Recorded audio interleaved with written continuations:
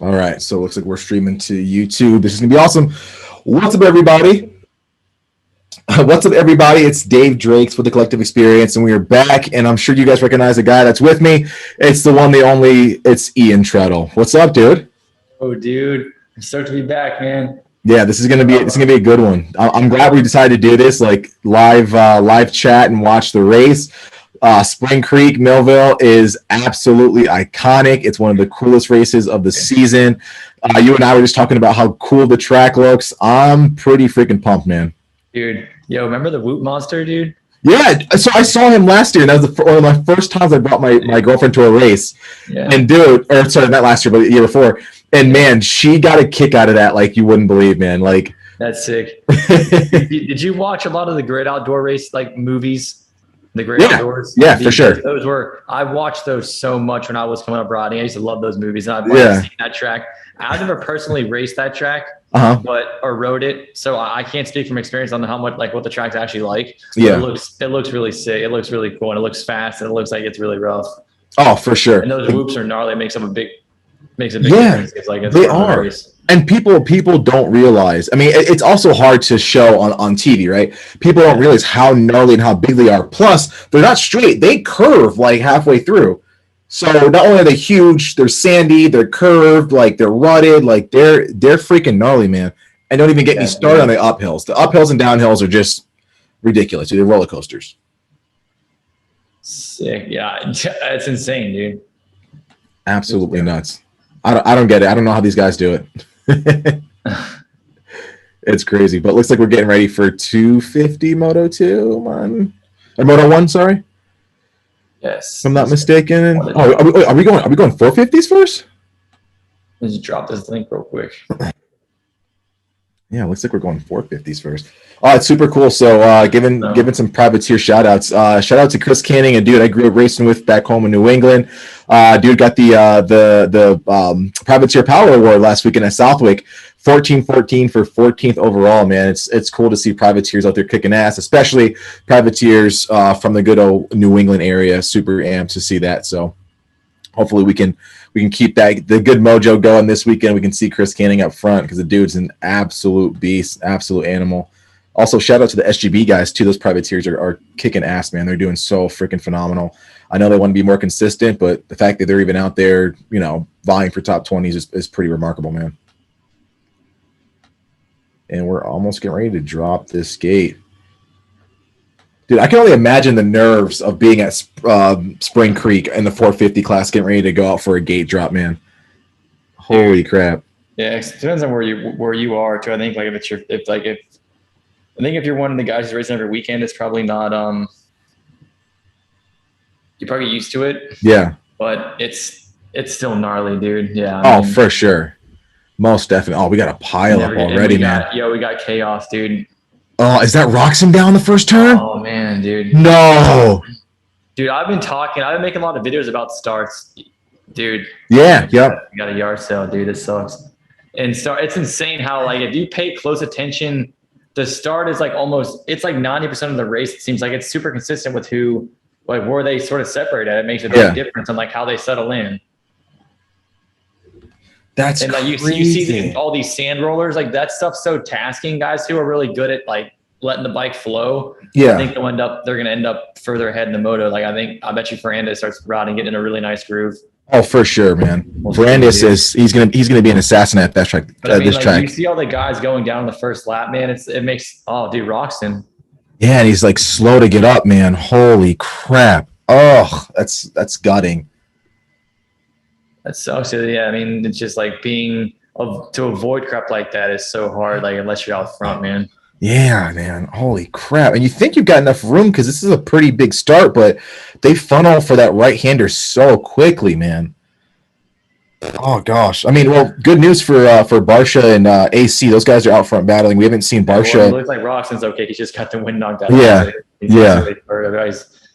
doesn't probably not hurt too bad. I hope not, man. The guy he's been down. But we got Adam and Barsha coming together. This will be good, dude. Yeah, I'm amped to see these guys. And we haven't seen Barsha with a really good start like this all season. And he's really enjoying and really starting to come to terms with that new gas of his.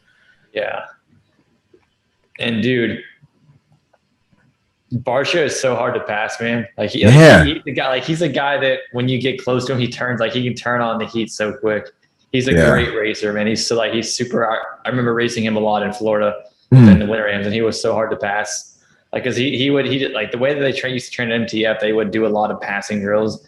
Okay. It was he had some tricky stuff up his sleeve, dude. He was. That's gnarly. Yeah. Maybe we'll get to see it when Adam gets close enough. We'll get to see it, but I don't. Yeah. I've seen it in Supercross. Not outdoors is different sometimes though.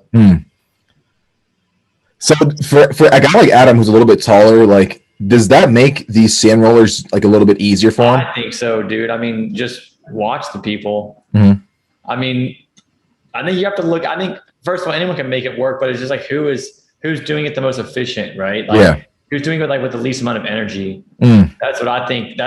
So it's. I mean, you probably can go the same speed as anyone with long legs, but it's like how hard you have to work to go that same speed if you're short. Yeah. Maybe harder. It's hard to say. I think being tall enough for these and having long legs is an advantage for sure. Yeah. I think power becomes less of an issue. So it's just all about sort of having the gyro of the bike to let the bike move, right?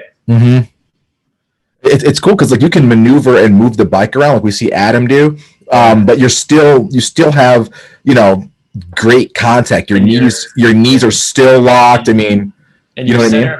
Yeah, your center of gravity can stay neutral while the bike moves a lot more than you do. Exactly. And if someone's shorts like that, they end up getting bucked, dude. It's harder. I mean, people still pull it off, but normally they're better in the lights at doing it. Yeah. I mean, Carmichael did it, so even there that claim would be debunked. So yeah. He's like an alien though, man. I consider him and like Stu like just a different. They're anomalies for sure. Yeah, dude, just a different breed. I hate saying like to be like all taller's better because I mean, dude, people made it work not being tall. That's why I'm saying. Yeah, but Barch is riding clean right now, dude. I mean, they're only 5 minutes in, but it's so funny how like we forget how stacked this class is. You forget about guys how quick they are, dude. Yeah, 100%. They've had some bad starts. Definitely. Back up front in their they all of a sudden they're like, oh, they got speed to run up front. I didn't even realize the whole top 10 is running freaking first place speed almost. Yeah, it's crazy. They got the good lines on the clear track. And it looks like on this gas, Barsha he's not like, he's still Barsha, right? He still rides the bike with a lot of energy. Everything's a little bit more exaggerated, but he looks like he gels a lot more with the gas. Calm down. Now that you mention that, he does seem more. Let's check out Roxon. Where's he at? Maybe. Yeah, I seen him talk. Yeah, I seen him talking the inside. Did you check the front wheel? It looked like someone caught his elbow or something. Look at the left. See. Yep.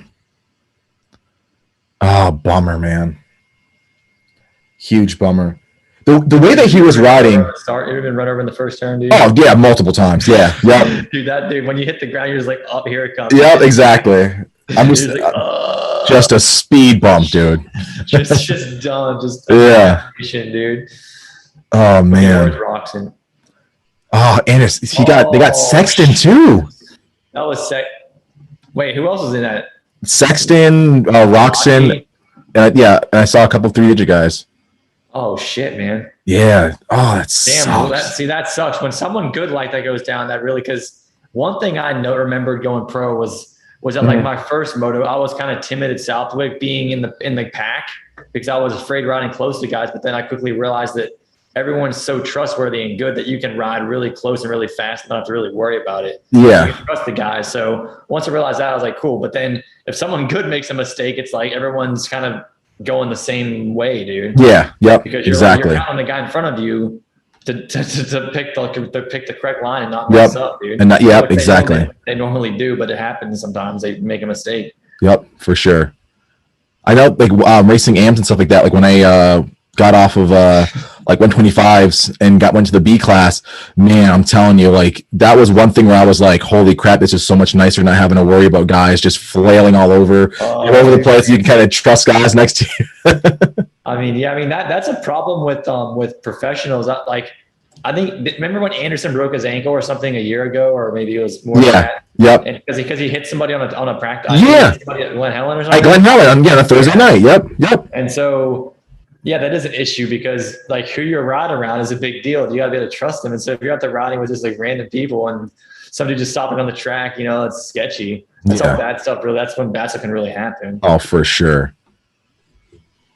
Yeah. So what's going on here? Barsh is still holding it. Yeah, AC's not letting him go though. I like the fact that he's still racing him. Webb's up front too, and Fran is still in the races. So we got a solid top five. Dude. Oh man, that scrub by Barsha before the catapult, man. Holy crap! This track has a lot of dude. It's interesting. Oh man. Hey, who was your favorite guy to watch on this track? Like from Great Outdoors till now, like who did you? Oh man, so loved watching Stu here. I feel like he sliced through the track through the pack really really well. Oh man, who's another one that I really like watching here? Remember watching Dungy on a lights bike here? He was sick. Yes, yep, love that. Sick. He just rode like this really like kind of neutral. Yep. Kennard was always really good here as well. Like super fun to watch, man. Yep, I loved watching Kennard here. Wasn't Grant pretty decent here too as well? I think so. Yeah. Yo, remember when Chad Reed just like pulled the freaking parachute on that tabletop? I think that'll always live in like motocross infamy, man. Never got hurt. Dude. Yeah, it's ridiculous, ridiculous. And the dude still, and he probably would have gone like top 5 if he would have got his bike fired up sooner. The guy landed and immediately sort of went into his bike. Absolutely nuts. That makes no sense, dude. I tried to make a video about how crashing wasn't a skill and got a 2-4 jump. I'm like, dude, I don't know. I'm like, he just got lucky, dude. Yeah. He was not in control of that at all. He caught his foot and just said, hopefully I land somewhere. Yeah, dude. Exactly. If that was a supercross track, dude, landing on the freaking concrete like that. Yeah. Dude, he downsided that thing perfectly.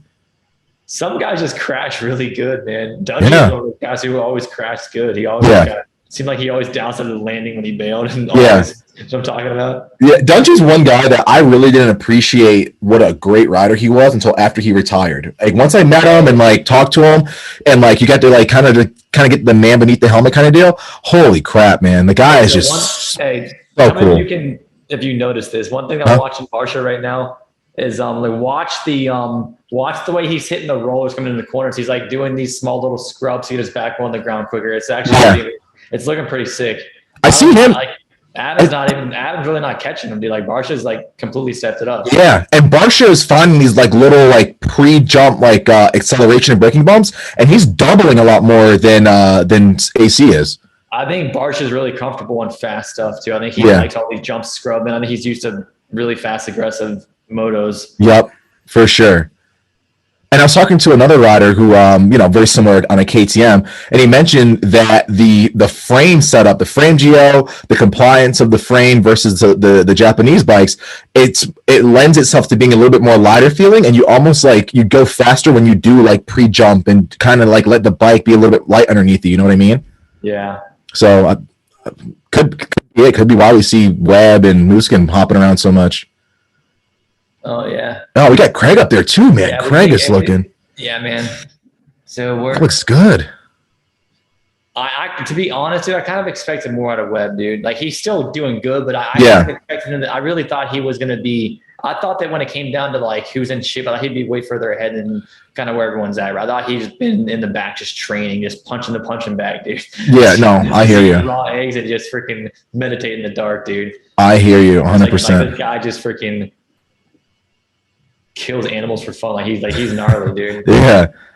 I wonder, like, remember the air gun he shot at Roxon? Yeah, it's Supercross. Yeah, what was that? 2019? Pistol, dude. Crazy. And then, like, I've never thought I'd say this, but it's almost like Webb is like just a Supercross assassin more so than an outdoor specialist. You know what I mean? Like, I thought I'd never say that. Yeah, I mean, Webb's just good all around though, because remember, didn't he almost win an outdoor title that year that Martin won on the Star Racing? Like he's definitely won a few outdoor races. Yeah, for sure.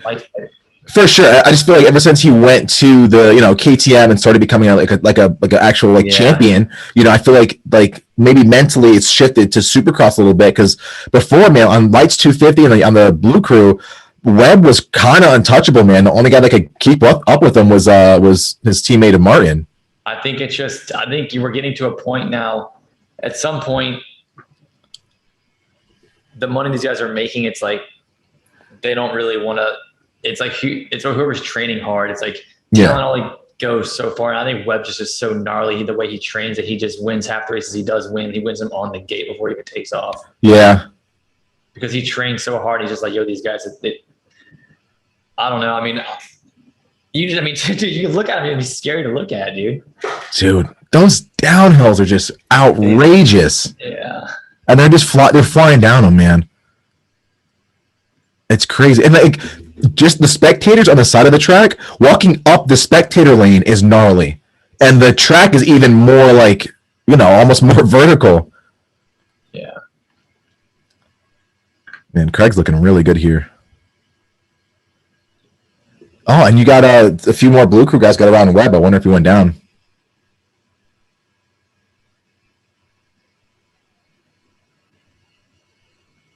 It's super cool to see Craig, Ferrandis, and Plessinger all like, what is it?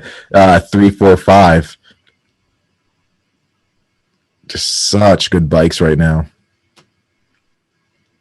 The way that Roxon was riding the last couple of weeks, do you think he could have tightened up that gap a little bit on Ferrandis? Do you think that he was on an upward trajectory before he had this crash? Ferrandis? No, Roxon. Yeah. Yeah. I think so. I mean, I think anyone gets into good sort of rhythms and flows where they have these good races and they get like 2 in a row. They're like, oh yeah, I'm kind of on a roll. They kind of get it dialed in. Yeah. But then it just something like that happens and throws you off, and you got to find it again, dude. Yeah, I think Rox is capable of probably beating any. Like he's really good, dude. Because I watched him practice a lot when I was riding Supercross in California. Yep. And he's insane, dude. He can go so his raw speed alone is really impressive, man. He is fast, dude. Just such a bummer with that crash, man. I wanted to see him do so much better. Especially at Southwick, man. The second moto, he had a lead and a half, man. And then, towards like 3/4 mark, Tomac caught him and just ran. Oh, man, Ferrandis looks so good in that Yami. You said you never raced Millville, right? I haven't, dude. That'd be a fun one to get to. And it's not even that far from me, to be honest with you. I wouldn't mind taking a rip around that place. Cody's shock out now, too. Man. Is our Peacock, like, synced up? I wonder if I'm like ahead or behind you, because normally, like when we do this, it's a little we're a little off sometimes. Yeah, mine was buffering for a minute, dude. Okay. It's all right though. It looks like Ferrandis is he got around Craig. Now it's just a matter of him. So I think too, dude. So much of these races are about who can find the dude. When I raced Southwick, like the speed, because I ran top 5 for a little bit. Yep. And like then the first moto I didn't do well. In the second moto I got a chance to get up front with some good guys in the first lap, and I found all these good lines because I was following them, like just following Barsha and Kennard. Yeah. And I was freaking going. It felt like someone was pulling me, like I was like had a freaking rope on the back of their bike. Really? Yeah, dude. It like literally the exact. I made a video about it, talking about it's like a road bike race, like it's like drafting, like in people breaking the pelotons, because the lines that they're taking, I mean, that's what it's all about. It's all. I mean, really, these guys are they're just slowing down less than you are. They're not going that much faster. They're just slowing down less and using ways really easy, finding efficient ways to do that. Yeah. Whether it's freaking hopping over bumps or inside, outside, like through the ruts. Yeah. There's stuff they're doing that just finding easier ways for them to breathe and stay relaxed. Because I mean, dude, 30 minutes is a long time to go that fast. Yeah. So like, do you feel that when you were out front with those guys, like, do you feel the fatigue start setting in at a certain point? And does that like affect you pros like the same way it does like, the everyday rider? Yeah, dude, everybody's tired. Everybody is tired. It's just who is best at controlling it, man. Yeah. That's what I think. I think everyone's freaking is tired at this point for sure. I think everyone's pretty fatigued. I think they're just kind of motoring on. I think some guys are probably better than others, but I still think to some extent they're all in a little bit of pain right now. Yeah. I think you could definitely see that. That's what they always say, like the Tour de France, like whoever that guy's just in pain. He's holding longer than you are. Yeah. Pretty much. And then it comes down to like your mental clarity is like taking a toll because you're so tired and you can't really focus on which lines. You make mistakes, and that's what happens. That's how people get caught and pass. That's why I think people like make mistakes in the lead, whether they're just nervous or, I mean, it all kind of ties together. And that's what I think people like Webb and Barsha, they're really good at not getting nervous. They're really good at staying focused on their front, like in front of them and not behind them. And they can they're really good at not choking. Webb is good at that too. And I think some guys are still figuring it out. Yeah, definitely. And I think that's such a skill too, to be like mentally strong. You know what I mean? That's why I think Tomac is better from coming from the back, because I think he's comfortable back there. He doesn't like being up front. Yeah. I think he needs a sports psychologist, dude. He would be insane. Oh, most definitely, man. Most definitely. I think every team should have a sports psychologist. Definitely. And I think we're gonna see Plessinger at some point start winning some races, dude. Oh. Hey, but he's got some mad style, dude. Yeah. I think he's figuring it out. I mean, he's young, right? Yeah. Relatively. Relatively. Let's see. Some 450. Is this his second or first? I want to say second year, because he won the title in 18. It was 18 and 18. He did Supercross and outdoors, right, the same year. And then 19, it was it Osborne in 19? And then 20. Who was it in 20? It wasn't AC, was it? Who won the title last year for outdoors in 250s? Damn, dude. Oh, Ferrandis. Yeah, sorry, it was Ferrandis. Yeah, it was Ferrandis, yeah. Yeah. So I think it might have been, maybe it was it 17? No. I don't know, but Barch is still leading 10 minutes before the the 2 lap board. Yeah. That's impressive. Even if he doesn't win, that's sick. Dude, people forget how you have to remember how insane it is to win a championship, dude. Yeah. Like to freaking go that many weekends in a row without getting hurt and just like not having bad luck and just making it. I mean, think about that, dude. I mean, and Barch has done that crap. He's backed it up. He's done it twice. So regardless of how he's done lately, just like the dude possesses some insane skill. Absolutely. It's just whether he's on it, just if it's a good day or not. He's like, do I feel like going fast today? Oh, for sure. And like it looks like AC caught Barsha up front, so we're gonna have a really good battle on our hands. But also points leader Ferrandis was sneaking up. And come on, AC. You see, dude. Same thing that happened at Paula. Just washing the front end, man. I seen that line too. I watched him outside. Oh God, dang it. Okay, so now we'll see Ferrandis. But dude, I'm telling you, if Barsh makes it to the 2 lap board, he's gonna win. I think, dude. You're not gonna pass him. Yeah, no, for sure. It's really cool though, because Barsha loves the smoke. He likes the wild racing, and a lot of guys, they succumb to that. Their nerves get a little bit into their mindset. The brain starts fading a little bit. Ferrandis, I don't know if he's like that. I don't even do. Why did he even go out there? That made no sense. That's all powder. That's all super soft powder. He just literally he went outside for no reason. I don't know if you're trying to square the corner up a little bit, but even then, it's such a tight switchback. It doesn't really make sense to do that. Yeah. I don't get it, man. Okay. I think we're going to see Ferrandis get Barsha, dude. He's closing on him quick. Yep. Oh, man. He must have some different lines. Watch his lines. God, they're bombing down these downhills, man. I still can't get over that.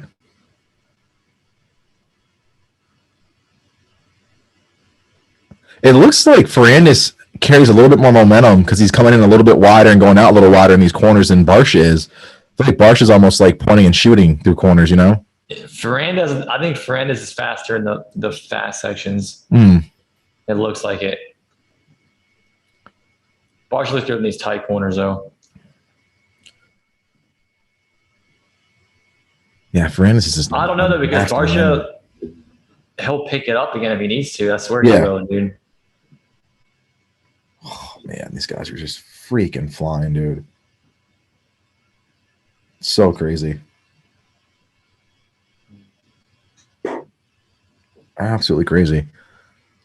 So like, what's one major thing that racers should focus on when they get towards the end of the motos? Like, what's the first thing that you think would be a big variable in them, like, you know, throwing away the win? Is it like brain fade? Is it just managing your soreness? Like, what's the main thing they should focus on? I think, well, I don't think that you really can you're not going to like micromanage a race. Like, so you're going to get a start and basically set a pace and just hold on for as long as you can is what you're going to do. And then eventually that fade will happen later and later until you can hold on over the whole moto. That's at least kind of the feeling that I got when I started racing the pro stuff, because you're not just going to freaking ride at a pace that's suitable. Like, you're not just going to ride top 10 and turn it on. And they're going pin the entire time. How long would you say it took you to kind of get to that pace where you're like, okay, I can probably hold on like the full time practicing, I was doing that crap all the time, but but racing is a different story because you have to get comfortable doing it. It's so hard, dude. Yeah.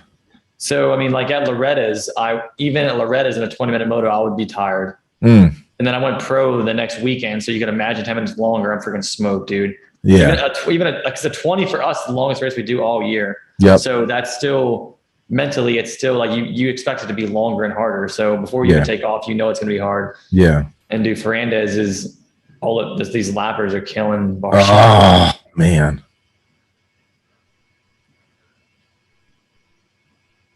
Still, he's on the pegs way more. Yeah, and still like Franz is using all these sweeping outsides, man, and just carry that momentum to the corners. Yeah, it's really working for him.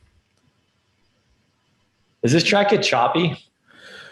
Quite choppy. So it's hard. Oh, I hate that. Yeah, and I hate choppy stuff. It depends on prep, obviously, but for the most part, certain sections, because you do have this very sandy portion of the track, and then you start going to the top of the hills and stuff, it's a little bit more hard packed, where you have like the spectator tabletop. So there's certain sections that get pretty choppy.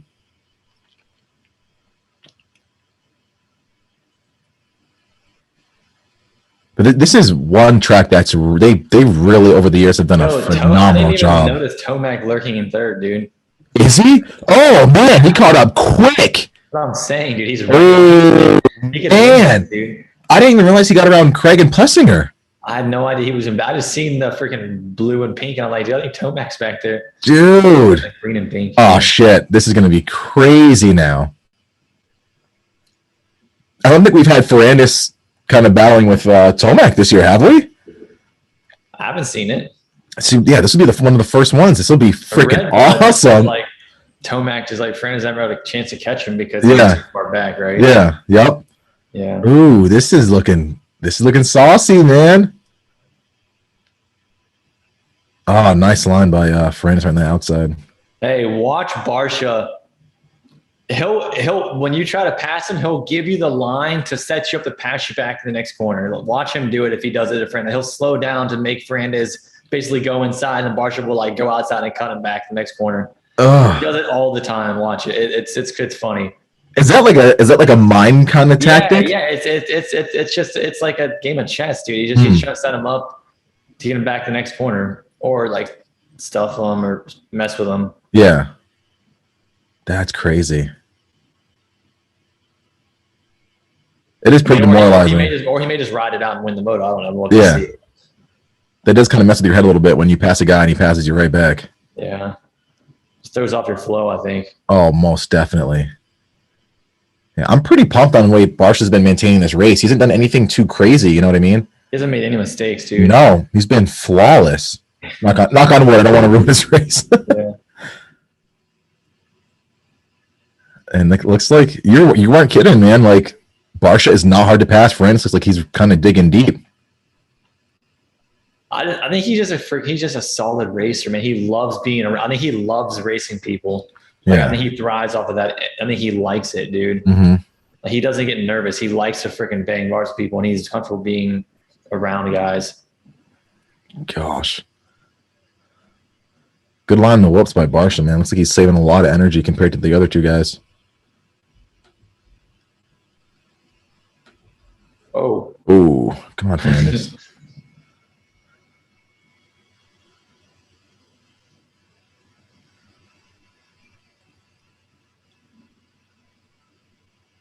Tomac lurking. Oh, man. I think this one around my buddy Tyler Stepik. Just went a lap down.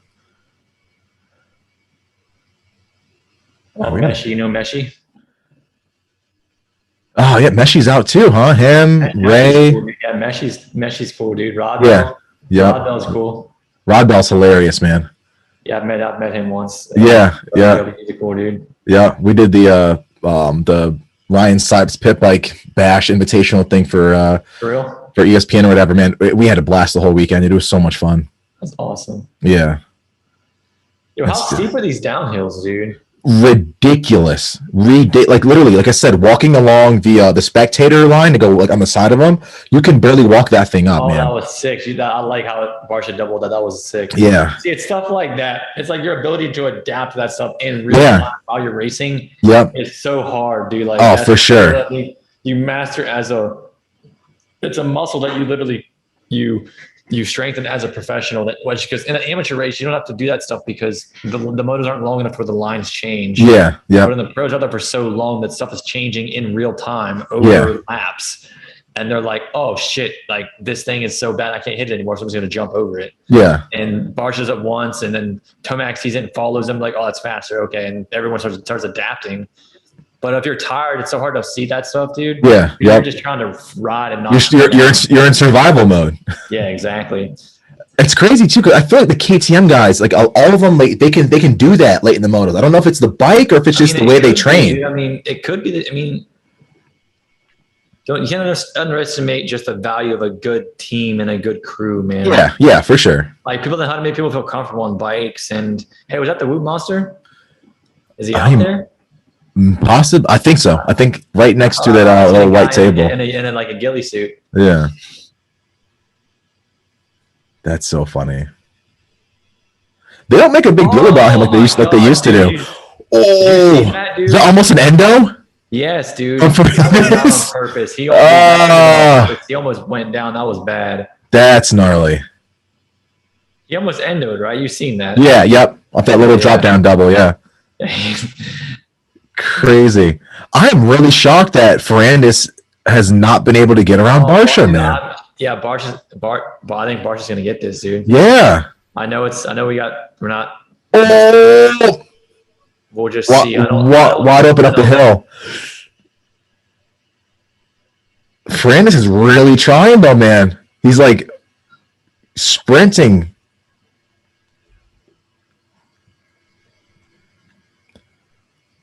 Still, those awesome wide lines by Ferrandis. He never follows. Yeah. I think that's a key. Ferrandis is good at avoiding BS. It seems like he's never caught up in the pileups and stuff. He's.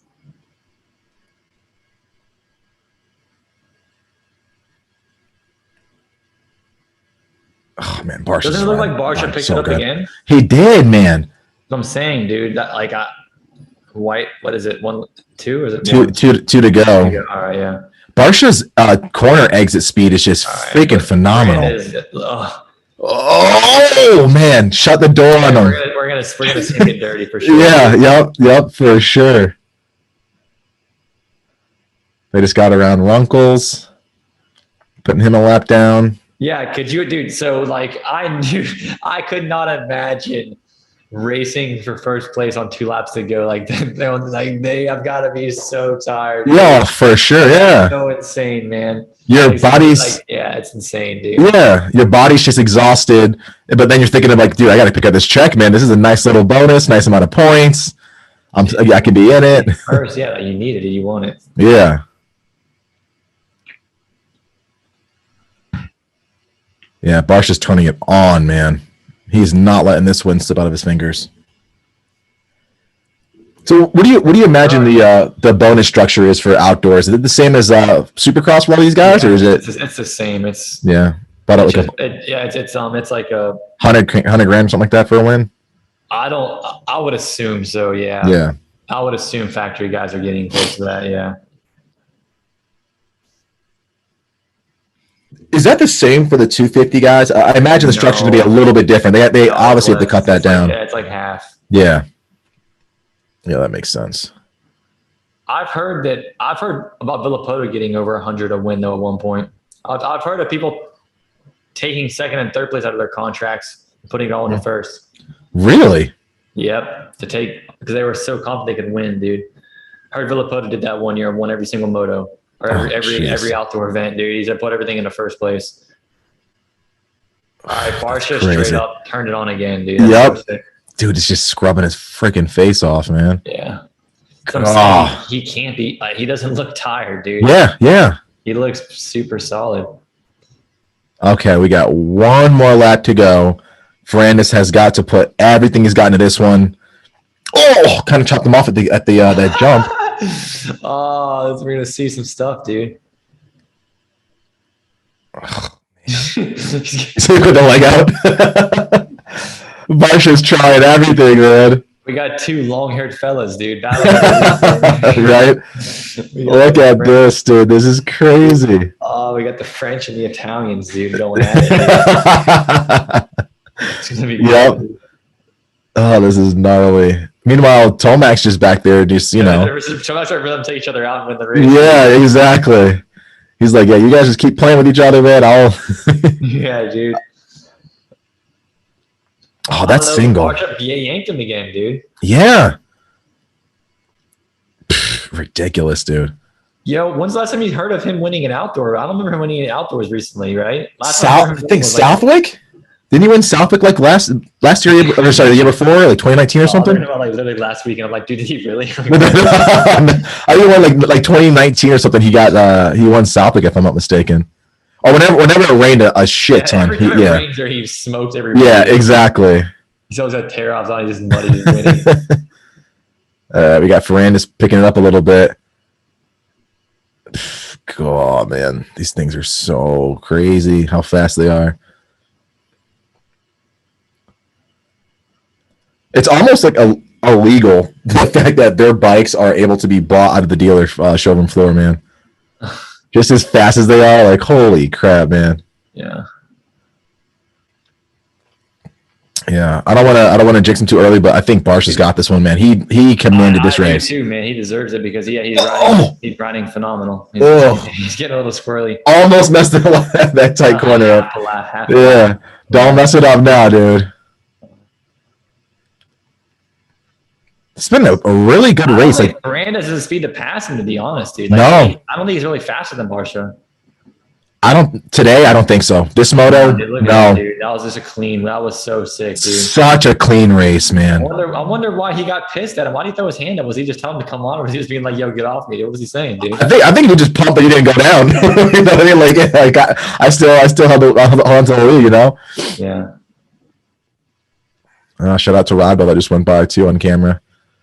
Good freaking race, dude. Top fives for the Blue Crew boys. That's pretty sick.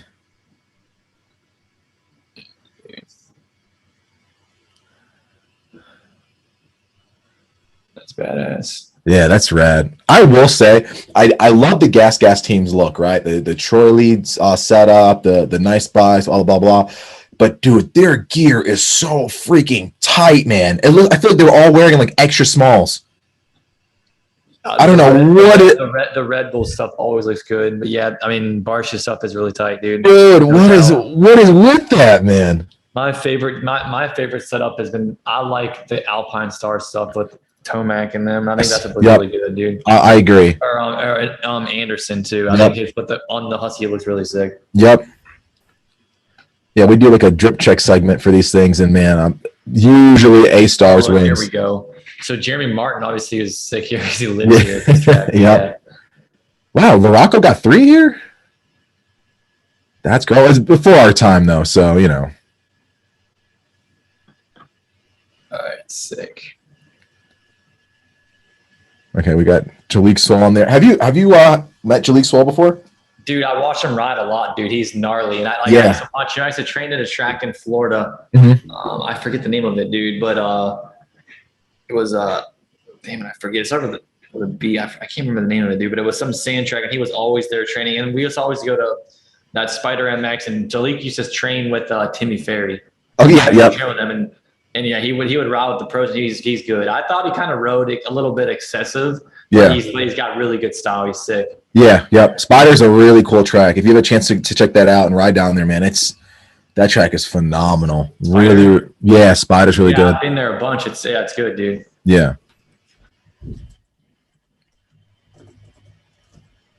Shout out to James Scott checking in, dude. What's up, brother? Hey, checking in. Oh yeah, that's sick. Yeah, checking in the chat. Yeah. So James and I are going to. We're actually going to the track right next to Millville tomorrow. We're taking an early driving up, and we're staying over and doing a helping teach AJ Cat class. So that should be pretty fun. Yeah. It's always a good time. I love. I like Minnesota, man. The people are super chill. Food's usually good. Everyone's friendly. Tracks are nice. You know. Dude, you're 100% right. I go to Wisconsin every once in a while. I have some friends that live in Wisconsin, and they have a track. I do motocross schools there, and the people there are so cool, dude. I think it's because they're just so cold all the time. They're freaking.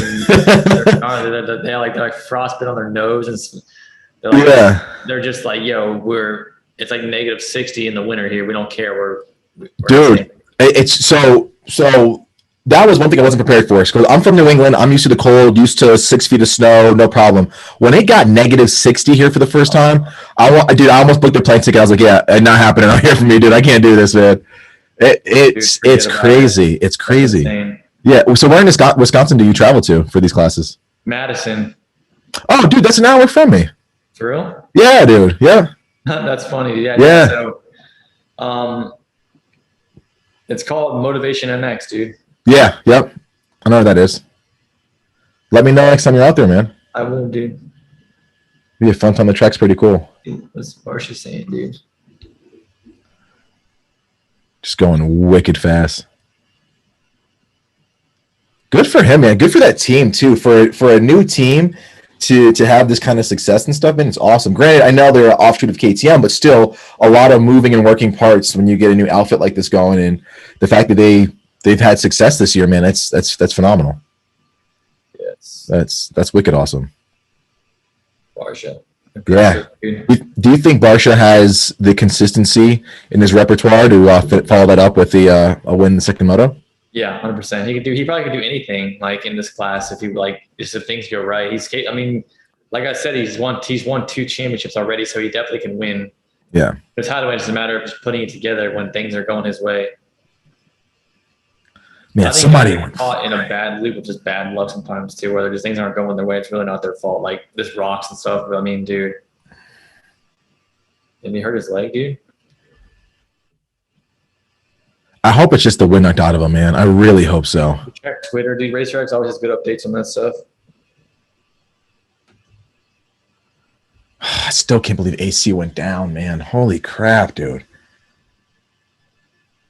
You'd figure he'd get it like a little bit more together. You know what I mean? He's learning, dude. He'll figure it out, man. Dude, he's won so many races. It doesn't even matter. If he's a child, he'll figure it out. Yeah. I'm just such an AC fan. I just want to see him do good. You know what I mean? I hate on him all the time. Yeah. But he's gonna do good. He's gonna be really good. Yeah. I think he's the next guy that we'll see that'll go undefeated, like Stewart Carmichael style. Really? Mm-hmm. See, a lot of people are saying it's going to be Sexton. Maybe, but I think Sexton will beat Cincerella after he does it. Mm-hmm. I think Adam will be the next guy to go undefeated. It's gonna be a minute though. He's got to dial himself in. Give him another year or something. Yeah, I agree. Good race for Dylan, man. Really good rides this season. Dude, do you remember when I think it was Mooskin that came over, and yeah, it was when all these guys first came over, like 2010, 2011, and they're racing Barcia, and they're like, he was on the podium. He's like, I can't hear myself right because Barcia rev bikes so much. It's so funny, dude. Like, there's like on the podium, there's like, he rev bikes so much, I can't hear. He rev bikes so much. Barcia on the Geico Honda days, I don't think we'll ever see somebody ride a bike like that, man. Dude, when he came behind me at Southwick, he was just like wide open screaming, dude. When he passed, he would scream. He would just be like, he would just like hold the bike wide open with the clutch in and just scream and just yell at you. And I was like, holy shit. Yeah, you can't focus, dude. It's insane. I'm like, all right, whatever, dude. Yeah, go. Take it. Take it, dude. Go for it, man. It's insane. Do other pros do that, or is it just a Barcia thing? What's that? I've only ever seen Barcia do that crap. I know that Rocks on the starting line would do some crazy stuff. Like he would like scream and he would just like yell and scream and stuff. Yeah. His hands, but that's about it. That I know of like weird. So I thought it was funny. Like guys in the hot lap are like on the side of the track taking pisses and stuff. Like they're just like on the side taking a piss. Oh, that'd be funny, dude. Like, I was so nervous. There's nobody I could stop and pee, dude. They're just like taking a piss like it's casual, dude. Like, oh, yeah, I follow that same category, dude. On 80s, like when it came time for like a regional qualifier or something, dude, I would have an instant I got a puke feeling. Yeah, I mean, instantly. And I could never eat breakfast on race. Oh no, dude, it's impossible, man. And sometimes I think about it, I'm like, how did I even like go through my day feeling like that, man? Just like super nervous and stressed, and but then once the gate drops, you're fine, you know. You know what's interesting about that is when you go deeper into, you talked about this last time too, is like when you look at what that feeling is, just the sensations alone of that feeling are actually not that uncomfortable. It's just like what you're thinking about while having that sensation that makes it uncomfortable. Yeah. Oh, for like, sure. It's all it is. It's just excitement. You're just like you're assigning an emotion to it, and it's messing your head up. Yeah. Oh, that's crazy. So we're getting kicked off for the 250 Moto number 1. Switch over. This will be a really, really good one, man. I can't wait to see these guys go at it. I will say I probably only have enough battery in this thing for the end of the 250 Moto 1. And if we want to come back, we just got to let it charge for a little bit. Because this thing, battery. It drains my battery to do the live plus the plus Peacock plus Zoom. What do you mean, dude? What do you mean? What's your setup on the year running battery?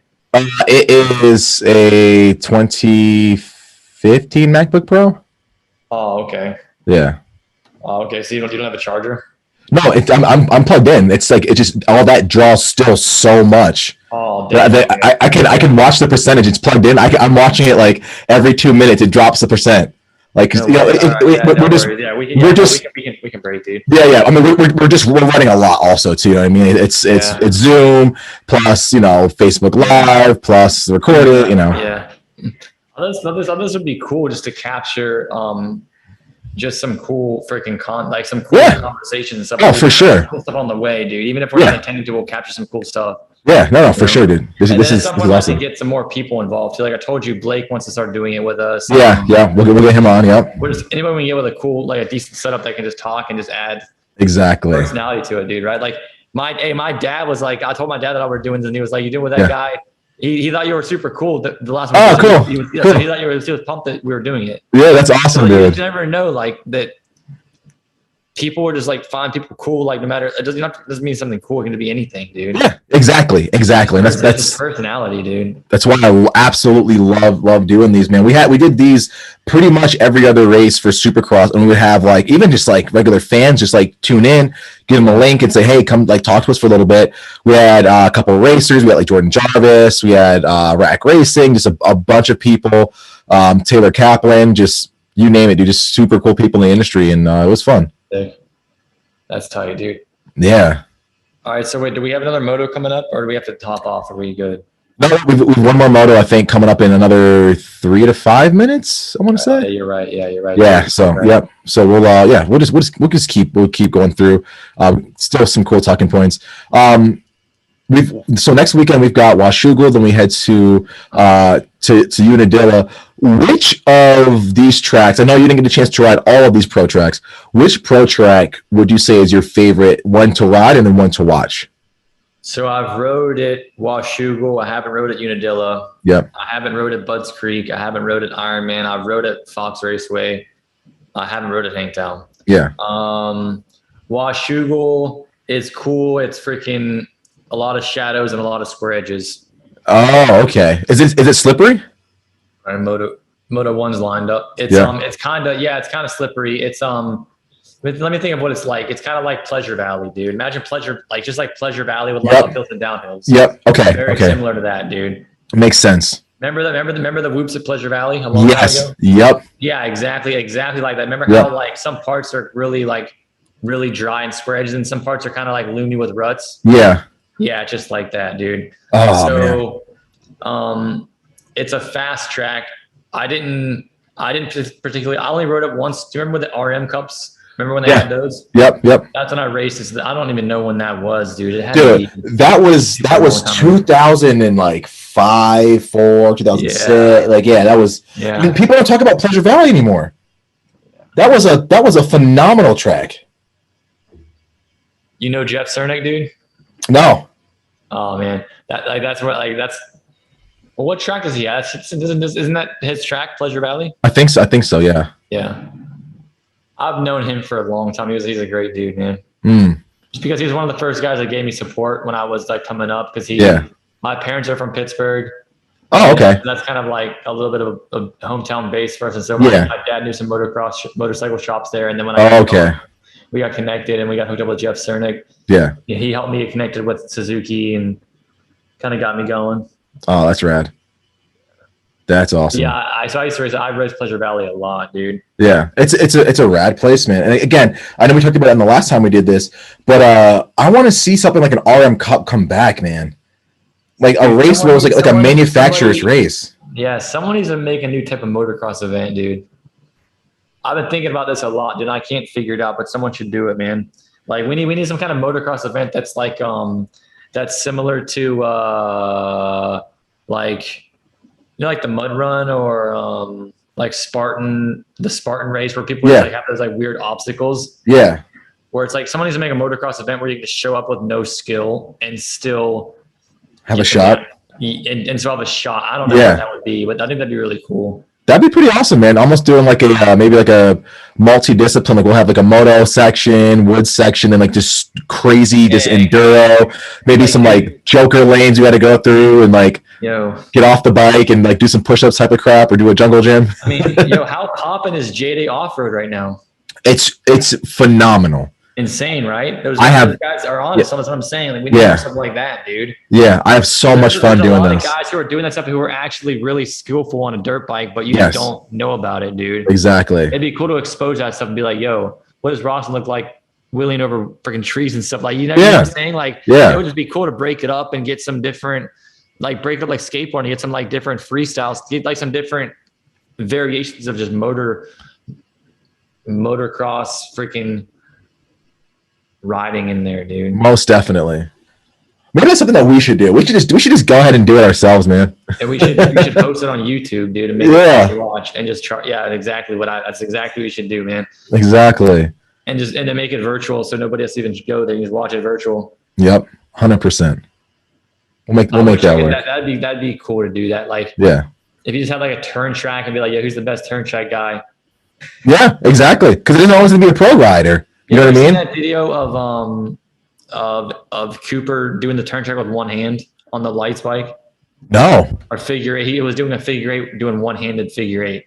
Really? It's insane. Yeah, it's really cool. He does it one-handed, and he's like not using the front. He's not using the clutch. I think it's the clutch hand. That's rad. Yeah, I think it's a clutch hand. Yeah. So and he's just freaking. It's sick, dude. And so there's just cool stuff like that I think that a lot of these guys are really good. You don't even know about it though. Yeah. Yeah. And you might see some guys who aren't even freaking good at racing, but they're really good at this other stuff. And it'd be cool to just kind of, you know what I'm saying? Like if imagine skateboarding only had freaking vert ramp or something, like there'd only be like a few guys you would know that were really good at skating, dude. Exactly. Because we have street and all this other stuff, like personal branding, we've got all these different avenues and stuff, man. Yeah. I think multiple disciplines the way. It's just probably far behind, right? We're probably just catching up is all. We're becoming more, you got the Deegan channel, you're getting Axel Hodges, like it's starting to come up. It's going to become more cool. Yeah. And celebrities will catch on, then it'll become more popular. I always wonder why it's so big in Europe compared to here, dude. Yeah, exactly. If you race MXGP in Europe, you're a rock star, dude. Mm-hmm. Caroli's on a stamp over there, dude. Like he's the man. Oh, for sure. Motorsports are basically like we treat ball sports over here. Mm-hmm. Most definitely. Why do you think that is? I don't know. I just think more people ride bikes and shit over there, right? Yeah, well, there's that. Plus, I think there's a bigger thing around elite sport around in Europe, and I think people appreciate it more, and really in a lot of different forms. Also, you got to think maybe not so much now, but 20, 30 years ago, when you had a big spectacle like motocross come to, your local country or local track, whatever, that was like a big thing. Like nothing that big actually happened. So people become uber fans of it, ultra fans of that stuff. And that just proliferates down to, throughout the family, throughout friends. And it just becomes this big thing now.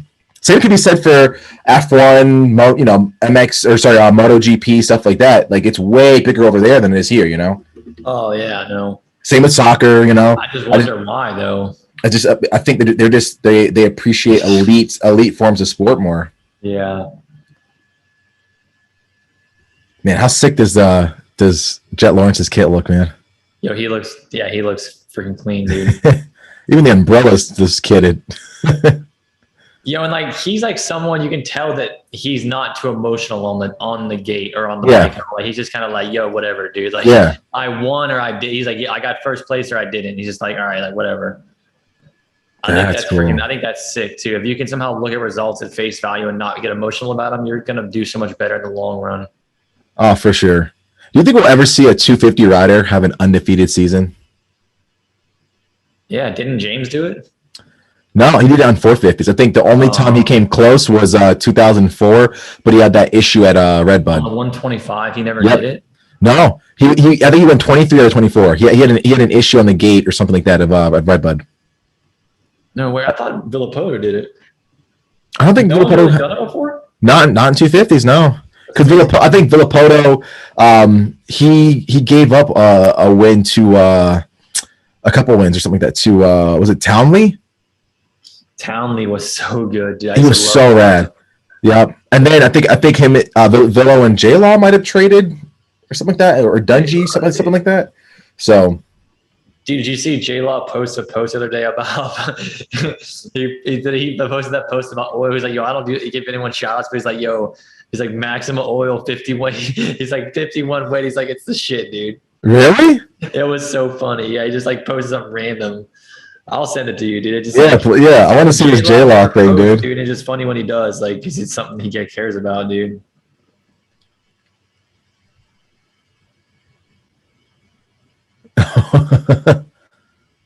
Okay, I see it from 2 days ago. Pro Plus. Yeah, you see it? Yeah. Oh, that's funny, man. It's just like 40 weight oil, dude. That is funny. Dude, how cool would it be to see J-Law come back, man? Dude, he was so good, man. And didn't even train, man. Oh, dude. Didn't even train. If he came back, do you think he'd still be a force? No. No. He might be able to do a lap or two, but I mean, dude, I don't think you ever forget how to ride, but I mean, your body is not in that kind of shape anymore, dude. You're gonna forget. Your mind, your body won't be able to keep up with your mind. I think that's what happens. That's why a lot of guys come back after getting hurt and they go too fast too soon and they're not ready and they get hurt again, dude. It happens a lot. Yeah. How old is J-Law now? Dude, I just think that probably wouldn't happen. He probably would eat shit a lot and then eventually get there. How old is J Law now? Is he got to be into his 30s? Yeah. I wouldn't know. Yeah, he's got to be. I don't know. 32, 33, something. I want to say he's. Yeah, 32 would make sense. Yeah, because I think he's older than I am. Yeah. He's 3 years older than me, I think. Okay. At least. Yeah. Yep. That's rad though, man. Hang tunnels looked like a sick track. I never rode them either. Yeah. Hangtown's cool. I did ride. I did I think it was a pro-am or something at Bud's Creek, and that track is actually a lot of fun. The only thing I did not like was the fact that you literally land in braking bumps off of some of these jumps. They didn't really till the track that well, and then they didn't really build up the landings of a lot of the tabletops. And dude, I was coming off of like, a 40-foot table on the gas and then just straight into braking bumps. And I was like, yeah, never again. But yeah, but other than that, the track was gnarly, man. It was super fun. Super fun. All right, what's going on here? I remember I didn't sign my pro contract until like the week, my very last year of A class at Loretta's. I talked to Rockstar Suzuki about it. And that's when they were candidate, like before they had factory support. Yeah. It was like, do you want to go pro and basically fly home? Like it was Sunday. It was like fly home Sunday, tests like Tuesday, Wednesday, and then like fly out Thursday night for press day and race Unadilla. And I was like, no, dude, I hate you. Like Unadilla is like, it sucks, to be honest, dude. Yeah. That's why I chose Southwick, because I was like, Unadilla looks way too choppy. Dude, it's so freaking remote, dude. Oh my gosh. Yeah, like it's in the middle of nowhere. Absolute middle of nowhere. At least Southwick, like, yeah, drive 30 minutes any direction. You got the airport, you got Hartford, you got Springfield. Major cities are right around you. I mean, Unadilla, dude, you're driving forever before you see any sort of like gas station like that, dude. Yeah. It's just it's crazy. Millville's kind of like that too. I will say, like, there's really nothing about Millville. Who are you feeling on? Are you looking at this lineup right now? Yeah. Yep. Who are you, dude?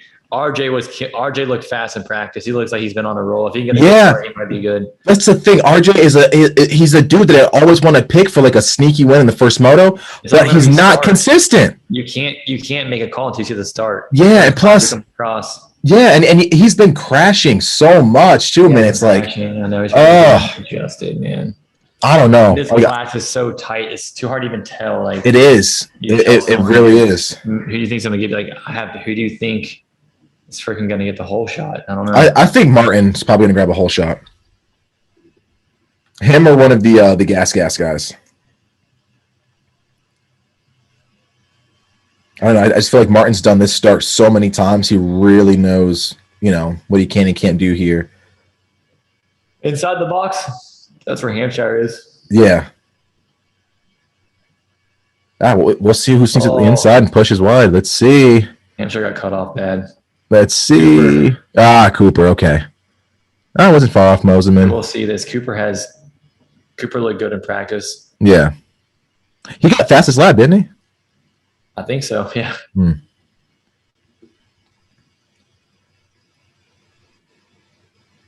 right, Martin's still up there. Is that Thrasher in second? It is. Yeah, nice job. That's what I'm saying, man. That's like, where the heck did, my.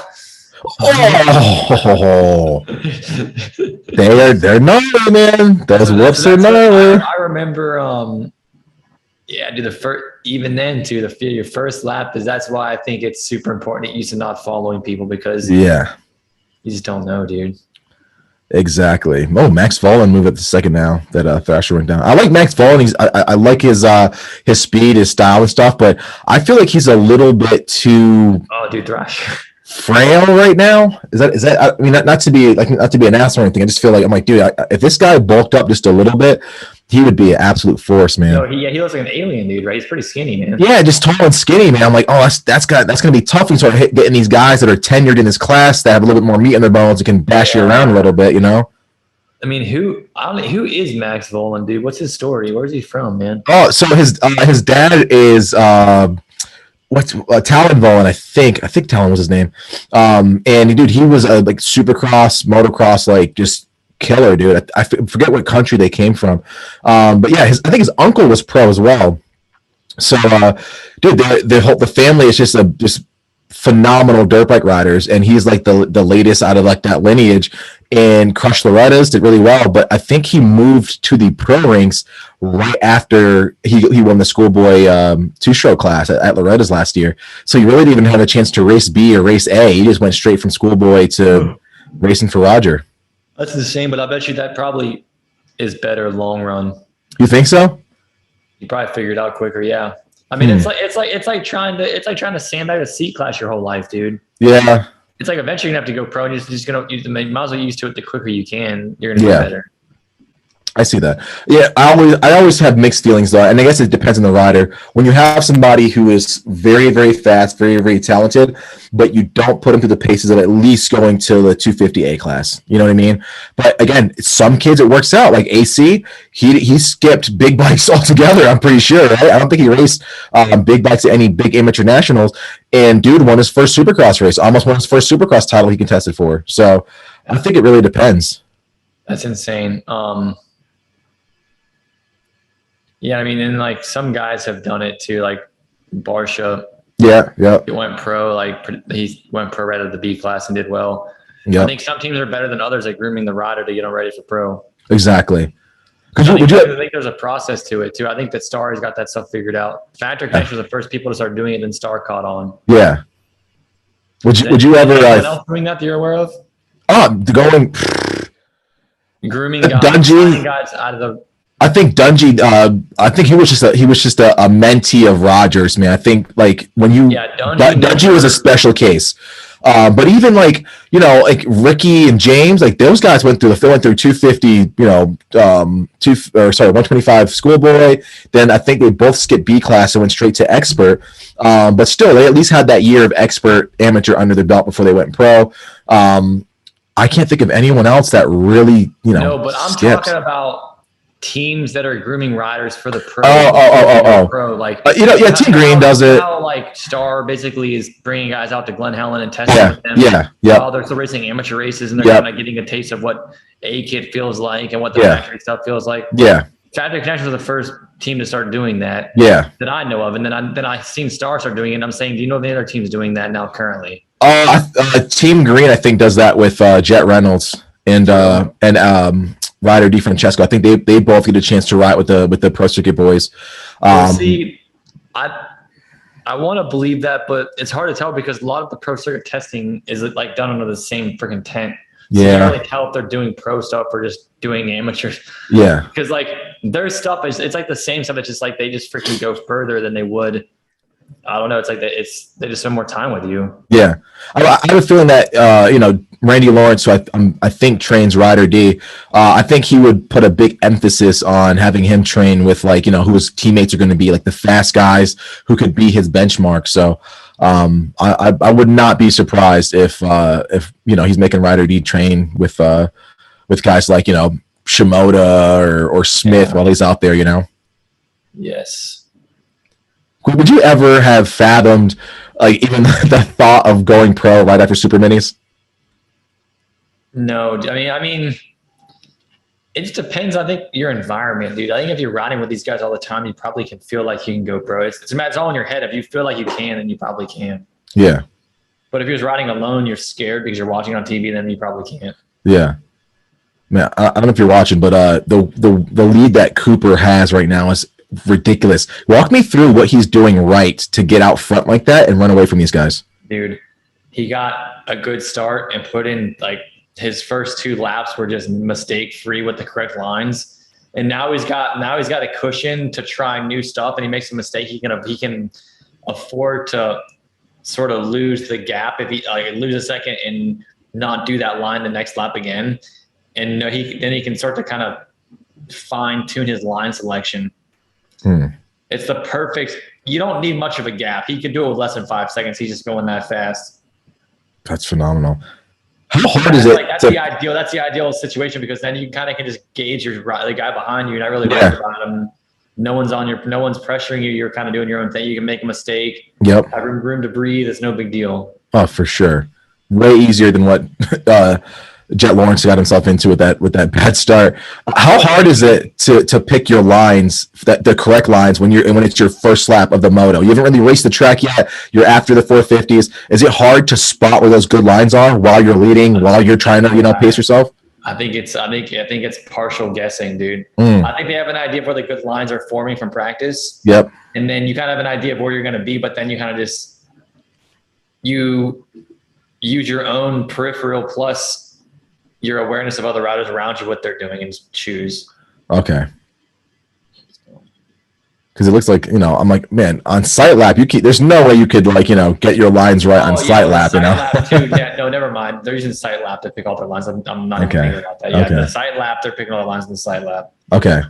And then so what I used to do is close my eyes on the center line and do my first lap in my head. Yeah. So I would basically do a lap. I know all my lines. Your first lap, you already know what lines you're hitting before you even take off. Okay. Yeah. Man, there's just so much you got to think about when you're doing this stuff. Too, if your line, but I think before the sight lap, they have an idea where the lines are, because if you're going the sight lap completely blind, you're screwed, dude. Like they're just doing the sight lap to make sure the lines are still there, pretty much. Yep. I like Moseman's lines. I wouldn't consider him a tall guy, but I definitely consider him to be a little bit more leg lengthy. You can say that.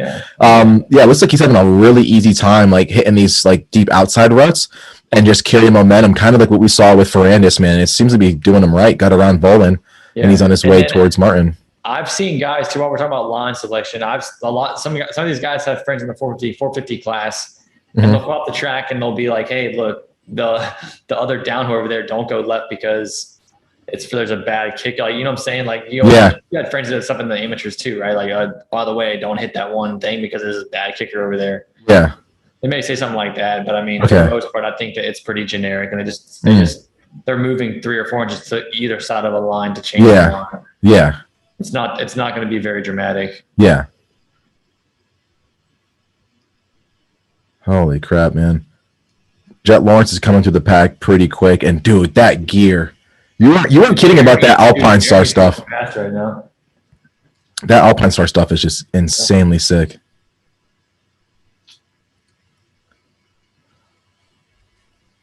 I don't know how.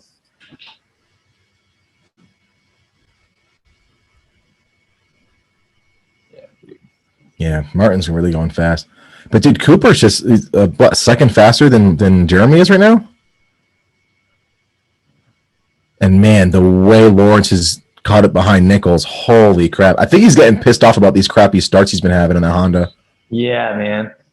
And there's not much you can do about it. Yeah, you have to get a start to freaking. I think that's the majority of the race, dude. Yeah, and he's giving up so much time and he's wasting so much energy just coming to the pack like this. I know, dude. I think he'd make his life just so much easier by top 3 and then just same pace you used to come through the track with, dude. You'll 10-second lead up front, Yeah.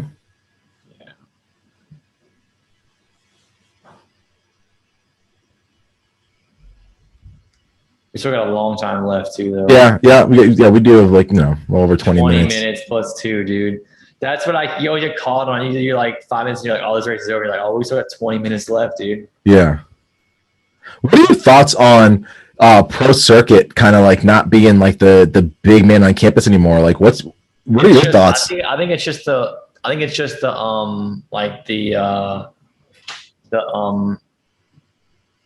talent of, I guess what you would call it, what bikes just tuning, leveling out. Yeah. The teams are starting to. Before it was only one person had access to this work, so now other ones have access to it. Mm-hmm. I've heard that Star gets really good. They were because I mean, dude, if you look at what they were in that team, Brock rode for them in what 08 or 07, 09. Yeah. What they were I mean, they were just freaking, dude. I think theirs were buying pro circuit motors and FMF. They were just a satellite team, and now they're getting full factory support. So it's probably just a matter of getting good guys to get the support. It could be a matter of just money too, man. I've heard that if you have enough money, you can buy pretty much any pro circuit stuff. Yeah. I don't know if that'd be true, but I've heard that you can get really good pro circuit motors and suspension if you have enough money. Yeah. That's what I've heard. Yeah, cash is king, man. Money rules, especially in this sport. Money rules, man. Money rules in this sport for sure. Jet's kind of stuck, dude. Yeah. Nicholas hold him up. As you go up the roster, man, these guys get tougher and tougher to pass, and they're less and less likely to let you buy. Oh, nice inside line though. I really like how Jet rides the bike. He's such a pivoting rider, man, where like he can keep his feet planted and the bike just does everything underneath him that he needs to do. And again, he's not a very tall guy. He rides all legs, it looks like. Yeah. He rides so well. Dude, I love to watch him ride. He looks like he rides with very little energy, dude. I had that style, man. I wish. And Hunter, like I haven't given Hunter enough credit too, because I always talk about Jet so much, but he's actually really good too. Yeah, for sure. No, both those guys are like, you can talk about them in the same breath, man. Very, very effective, efficient riders. I love how connected to the bike they are, to the lower half of their body, and I wish I could ride like that, man. When I rode with Lawrence in Florida, it was apparent, man, just how much energy you save doing that stuff.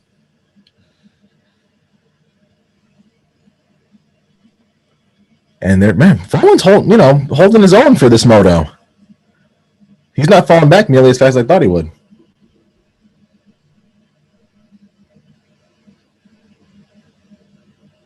What do you think of Hunter Lawrence's career in 450s? Do you think that'll be pretty solid?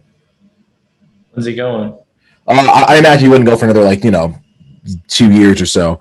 But these guys are good, dude. I mean, they just came over here out of nowhere and just met in the running top freaking five. I mean, these guys they're going to be good at 450s too, and it's no different.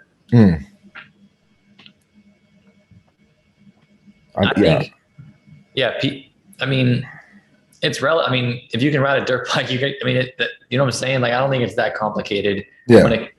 If you're good on a 250, you're going to be good on a 450. Yeah. It may take you a minute to get used to it, but it's going to be the same. It's just going to be a matter of what's your size. Like, is Hunter big on a 250 or is he small on a 250? Yeah. That may determine, but he's just going to fix that with freaking exercise and food. So yeah. Yep. Exactly. I don't think it matters. I think that you'll be good on whatever bike you ride if you're good at rider. Yeah, I'm excited to see what that looks like for the Range brothers. I think. Yeah. I'm excited to see those two guys on 450s, man. It's going to be really cool. Anderson made a huge difference going to Husqvarna and from Suzuki to KTM. Yes. You can see that he always told me he loved KTMs. Yeah, because he was a Suzuki guy about the time when you were, correct? Yeah, me and him both were in the same team. Yeah. But before that, he was on KTMs and then Kawasaki. Yeah. So he rode a few different teams going amateur. But he told me when we were pro that those KTMs were the best bikes he's ever rode. He said they were as good as our pro bikes were, and that was on amateur. He said they were incredible. Oh, that's awesome, man. Yeah. Yeah, I do remember it was, again, going back to our conversation on the last time we recorded, man, Suzuki was just such an amateur force, man. Yeah. Such an amateur force. Now we're kind of seeing KTM's looking like they're, the amateur rider or amateur brand to be on if you're on super minis and below. Yeah, it does seem that way, right? Yeah. Sometimes I wonder, I'm like, man, if I would have had a KTM, like a modern 2021 KTM when I was on minis, that would have made such a difference. But I had a bone stock 02, 03 KX85 that made 5 horsepower. And I look at these KTMs now, I'm like, these kids have freaking rocket ships, man. Yeah, man, Cooper is just still stretching that lead out, man. They're not catching him at all, dude. No, they're definitely not. Somebody that I thought would ride a lot better here would be Jerry Robin. Didn't his last season in outdoors he finished top 3 in points? He was close to winning the title, right? Yeah, a couple times. Okay, a couple times. Yeah, yep. He's been close for a while now. Yes, yep. So he knows what he has to do, and he's good for those podium finishes for sure. But do you know Justin personally? No, I don't. I used to ride with him at. He's from New York. We used to ride together at this indoor supercross track that was 2 miles from my house, and the dude was so small, he would stand up on an 85 and it still looked like he was sitting down. That's the only way I remember him, was like Cooper number 16 on a little YZ 85, and the dude was so short. And again, he was quick, but never anything that was like, oh wow, he's gonna be pro one day. So the fact that he's like killing the 250 class right now, it's like, holy shit, man! Like you really never know, dude. Never know, man. Do you know Billy Ainsworth? Yeah, yep, I know Billy. Yeah. Shut up, dude. No, Billy. Yeah, Billy's he's a good friend, man. That's awesome, dude. Yeah, I know him through Derek, man. Oh, really? My dad used to call him Chops. Dude. He always had the mutton chops and long hair. He's funny, man. I met awesome, dude. I met Billy like my first year on big bikes, man, and like yeah, he's super funny. I actually raced him at that same indoor track. Yeah, I think so. He was also another guy that would race the Southwick National and do really good. Yeah, he's done well a few times, I think. Yeah, yep, exactly. He's probably like one of the reasons why my dad ended up buying me that the 250 Cowleys. I wanted to go back to Yamas, and he was like, "No, dude, Billy Andrews rides for Cowley. You're riding Cowley." It's awesome. Yeah, bunch of good dudes, man. Yeah. I miss the New England moto scene back then. It was a lot of fun. Is it not as big anymore, dude? I feel like I see a lot of stuff going on up there. No, I mean they do. They still have good numbers, but there were at minimum 5 different racing organizations that traversed New England area. Now you really only have one, and a lot of those same, like, I want to say privateers, like, show up with their pickup truck and bike in the back and maybe like a tent, whatever. You had a lot more of that going on back then. Now it's like it's either everyone's got a big camper and they're really into this, or like they're doing one race and saying, hey, I can't afford it. Yeah. So it's I don't think it's as prominent as it was when we were coming up, but it's still jamming. I think that'll correct itself. Yeah, I hope so. I really hope so. I'm good friends with Cody Williams, and I always see videos of him riding in the snow, and they like ride no matter whether they go hard, dude. Yeah, he's fast, man. Cody Williams is a fast rider. He's good, dude. Yeah, he films with one of my buddies, one of my really, really good buddies. And he's always telling me, man, it's like, yeah, we're going to film in the snow. We're going to do some weird like leaf videos. Like, all right, man. Hey, if it's fun, dude, keep at it.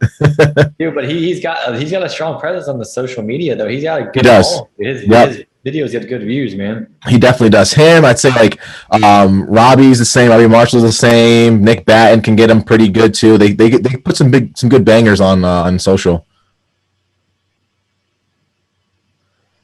I didn't realize this. Mosman in third, man, still holding strong. I like that. Yeah, Mosman, like he had a good ride at Southwick too. Yeah, I saw him up front for a little while. I think you see some of these guys just run up front like 1 or 2 times, and they're like, "Oh shit, I can actually do this, dude." Yeah, I belong here. They can do it, and all of a sudden they start doing it more and more. Yes. You only got to do it. Oh. Sketchy, dude. How did he not get hit, dude? Holy crap! That's a bad spot. I thought he would have got hit for sure. That flagger really better get on top of that, man, because that can be a gnarly. In the middle of the jump. Oh, landing off of a table doing that. Ugh. Holy crap! No, I mean, I think to your point, you might have mentioned it earlier in this one, like how mental all this stuff is, man. Because like, look, a good example of what you just said, Hunter Lawrence. The dude was really outside the top 10 for a while. He wins last weekend, been running up front slowly, and now look at him. He's charging and riding like it's a different rider. Yeah. What's crazy is that change. There's no way he got that much faster from last weekend to this weekend. It's just a mental shift. Yeah. When you feel like you belong up front, you're up front. Yeah, let's watch, dude. Oh, show this jump again. Are they gonna show it? No, I don't know if they will or not. Oh man, did Jet land on the gas on that downhill?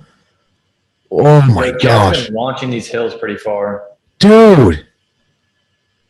That right hand 90 before the finish, dude, like came down that hill on the gas and then just hooked the rut and kept going. Absolutely nuts. So for a lot of these teams, are they on the same tires that everyday rider can buy, or are these like some kind of one-off like special setups? Yeah, those are works tires, dude. You can't buy those. Okay, because they do some things sometimes where I'm like, dude, how the heck are they getting traction? I mean, I wouldn't say they're not like cheater tires, but they're better tires, dude, for sure. What was just a 2% better, enough to make a little bit of a difference, I imagine. Yeah. I mean, and they're made to ride fast, so you probably couldn't even ride it fast enough to feel the difference. A lot of that for stuff, sure. like AK suspension. Yeah.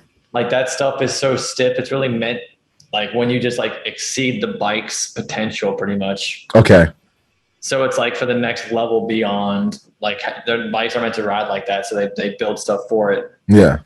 Look at that lead that you got on Martin, dude. And Martin, this is his home track. This is his backyard. Walking the dog. Crazy. So what's one trick part that you've had your chance to either ride or test with that you were just like, holy crap, this is phenomenal? It's got to be the transmission was the biggest thing to me, I thought. Okay. Like I always remember riding my practice bike, and those things got beat up all the time, and my bike always like missing gears and getting stuck, like clicking. You know what I'm talking about? Like a laptop practice bike. Yep. This crap is so annoying, man. And so when I went pro, and I remember like the bike shifting, and like this bike shifts so nice. It's so sweet, dude. Yeah. I'm on a 450 now, so I forget what shifting feels like. Yeah, exactly. Dude, I was me and Jimmy were on the same team my last year of amateur racing. Yep. We were both on Bobby's amateur Canada Rockstar team, Suzuki team. And Jeremy was a funny dude to hang out with. He ran track in high school, and he's a gnarly athlete off the bike. Really? Yes, dude. He ran track in high school or whatever in some school, and he some part of his academic career, and he was like I remember him telling my dad did triathlons and stuff. And my dad always said how impressive he was as a off the bike athlete. Wow. I'm sure show up on the track in those like 5-finger shoes, and he doesn't mess around. He works hard, dude. Just super triathlete. That's he takes training serious, dude. Some of those guys, that's like one of their hobbies. They just love to train hard and pride themselves on like how good a shape they're in. He's one of those guys. He's like a product of really hard work, I think. That takes you. We see it. Look how far it takes you, man. All the way. Hard work is just. We did a video with Darren Lawrence, Jet Lawrence, and Hunter Lawrence's dad on what his thoughts were and what makes a really good rider. Advice for parents, and he mentioned make sure your kid has a work ethic. Make sure he or she works incessantly, whether that be a moto, their career, their merit, whatever, and still an early work ethic, and they'll take them far in whatever they choose. And yeah, you just said it, man. That's what matters. And looks like Martin caught the back of Cooper, man. This could be a two-rider battle. Oh my god, dude! Yeah. So is this a case of Cooper kind of hitting the fade button, or was it Martin that just whipped it up? He probably made a mistake, dude. And Jeremy probably caught. It's just a game of like who could be more perfect, right? I mean, and still, really, Cooper hasn't really messed up yet. He still has the advantage, I think. Yeah. I mean, we'll see when this 2-lap board comes out how close Jeremy is. I mean, he's on him now, but he still has Jeremy's clearly not going fast, or he would have been around him by now. Dude. Yeah. They've been going for so long. Holy crap! Look at this, man. They are pretty close. We'll see. Jeremy making those outsides work also. It looks like they kind of cut down that uphill triple a little bit too, because it doesn't look like they're having to stretch that out nearly as far, and just about every rider's doing it. Last year that thing was mammoth.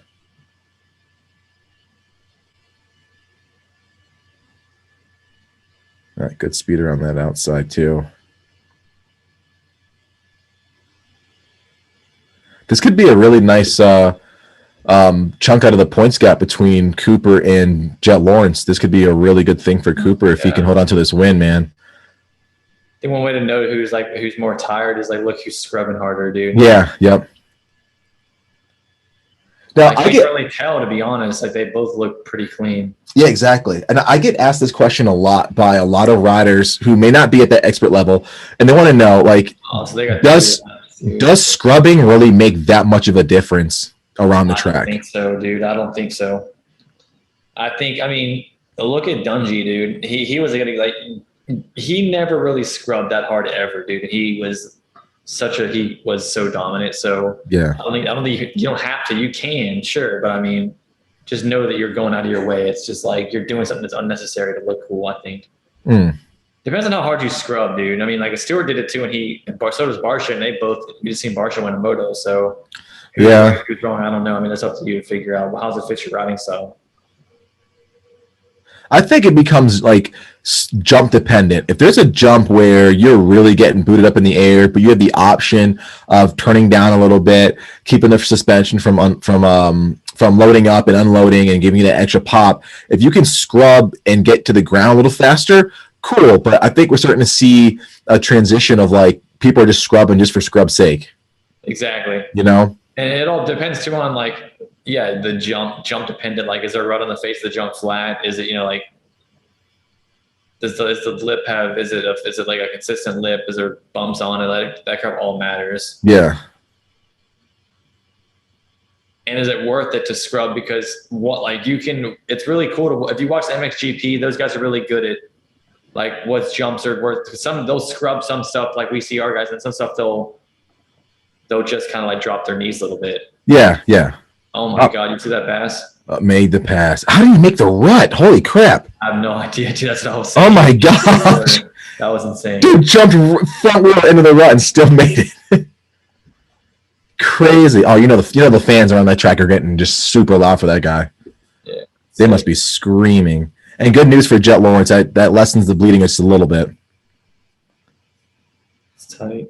Yeah, we got, what is that? About we got 6 seconds between Lawrence and Moseman. So even if Lawrence did want to, get up there and make some hard time for Moseman, I don't know if he can get it done in this amount of time, man.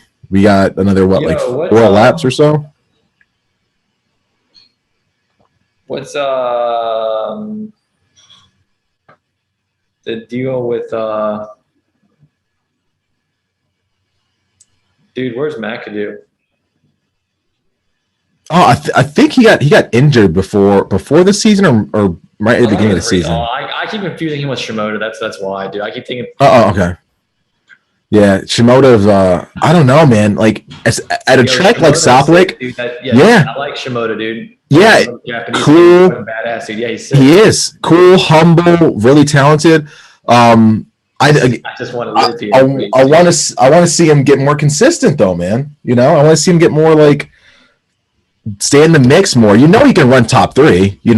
Well, yeah, if he has a good start, he can. We've seen that the other weekend, or wherever he podiumed or was close to podium. Didn't he podium with Southwick?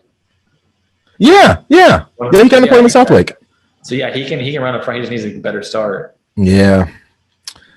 Same with Swoll. Half of those. It seems like Swoll is almost a minute behind the leader, dude. Crazy. And that literally makes all the difference, because I remember racing Southwick and having a bad start and getting like 17th and almost getting lapped and stuff, and then getting a good start and being like, okay, I rode pretty much the same pace, but like I finished top 10 this time instead of freaking so far back, and it was all just because of the start. That's crazy. You get locked up with these guys who are just riding these slow laps, and you start going that speed without realizing it, dude. Yeah. How hard is it to grab a good start in this 250 class? It's hard. Yeah. Because it's all like the first 3 corners are just freaking chaos, dude. Everyone's just freaking ramming and avoiding not falling is the hardest part. Yeah. And what I find funny is that it's not just wide open and then just dump the clutch like a lot of AMs think, dude. You have to actually really finesse the amount of RPM versus the amount of clutch engagement, and then that slip going off the line, and that there's like so many variables that lead into a really good solid start. It's going to be different now because of the way that they do starts, dude. On the grades, on like the graded freaking thing. Yes. There's no traction control anymore, so they're just it's just reaction time is all it really should be. Yeah. reaction time and clutch control, really. I guess, like, is it not to whip, but like, if you have the start button, what's the clutch control for, dude? Yeah. Just straight up reaction time and then probably shifting speed. Yeah. Shifting timing. So it should be less skill demanding now, right? Great. Yeah, with the added traction. Easier. Yeah, I think there's a lot more traction now, and very few riders say that they slip a little bit. It's just very, very few, but most of them say it's some of the best traction they've ever had. And Nichols is 7th, man. Nichols dropped back quite a bit, man. That's pretty weird to me. I always thought of Nichols as a really, really good outdoor rider, and I would have picked if we were, this was 2019, like early 2020, I would have said that Nichols was the standalone rider that would have killed it outdoors year in and year out. And it looks like he's good for a few of them, but Cooper seems to be the guy that's like your outdoor just specialist, man, on the Blue Crew team. Look at Jeremy's lap times, dude. It's going like 3 things lap faster than anybody else on the track right now. Ridiculous. That's freaking awesome. He dropped Cooper. Yeah, and we got Shimoda right behind Volan, who dropped back quite a bit too. So Shimoda might be able to pick up another spot because it looks like Volan's hurting right now.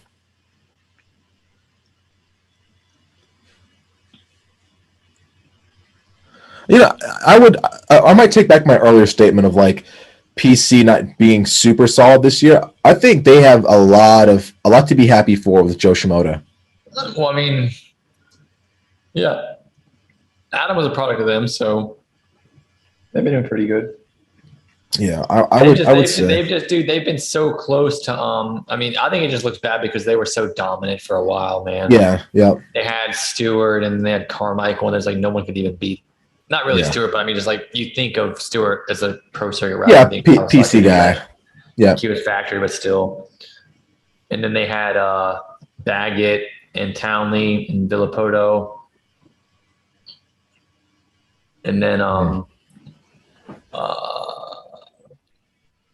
Forkner, who I still think is super sick. I'm not sure why he hasn't done well. He's been hurt. Is he hurt? Yeah, I was saying, is he hurt? Like, I don't even know now, man. Like, is he? What's the issue with him? I don't know, but dude, I used to love watching that video of him riding in his house. Yeah, that was a sick video. Because Forkner should have been like the next guy after AC. You know what I mean? Yeah, I'm not sure what's going on with him. But Jeremy just killed it, dude. Yeah, that was a really good race. What place did he come from? Was he outside the top 5, or was he in the top No, I think he was like between 5th and 2nd for the first at least first couple laps, and then it just settled into that second place behind Cooper. But still, the fact that he was able to run Cooper's pace when Cooper had that little bit of lead, capitalize on having a fairly clear track, reeling him in, passing him, and then pulling him. That's a 5-second lead at a track like this, man. That's solid. That's really good.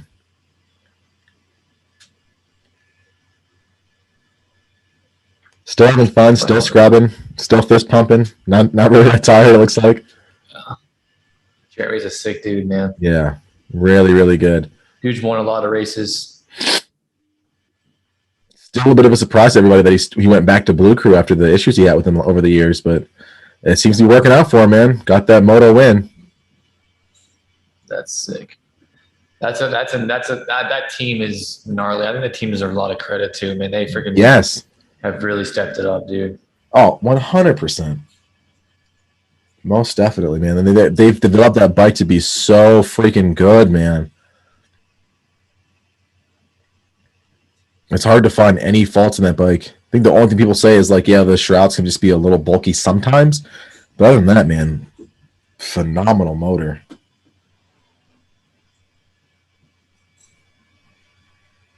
Looks super dialed. Oh, Mosman held on for that third. That's awesome. You know Sethro? Yeah. Yep. Oh yeah. Yeah. I don't get a chance to see him outside of the races though. Yeah, I know. I haven't seen him in a while, but I always like stay in touch with him on Instagram and stuff. He's a good dude. Yeah, we were on the what was it? Dark Sides podcast, the Moto Pod show. Yeah. So yeah, we were on that together not too long ago.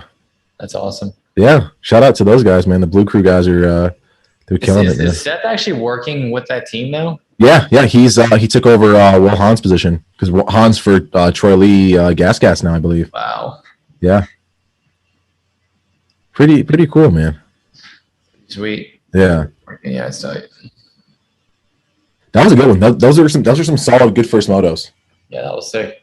Yeah. Again, right, so what are we good? Checking back in a little bit or what? Let's see what time Moto 2 is kicking off. I think what is it? They starting now or I thought that 3 p.m. right? Yeah, I think we got an hour. Okay. Yeah. You want to come back in an hour and we'll get everything kicked off? Yeah, dude. Yeah, we'll kick it off. All right, sick. Sounds good. Recording, dude. That was fun, dude. Yeah, for sure. And for all you guys watching, we're gonna take an intermission, let things charge up, give you guys some time, and we'll be back at 3:00 and get these the next half of the moto set up. Guys, don't forget, send us some of those questions. Let's continue to keep doing this. We're having a blast. Also, when this video is all over, we're going to link to Ian's Instagram so you guys can follow along and check out what he's got going on. And we will see you guys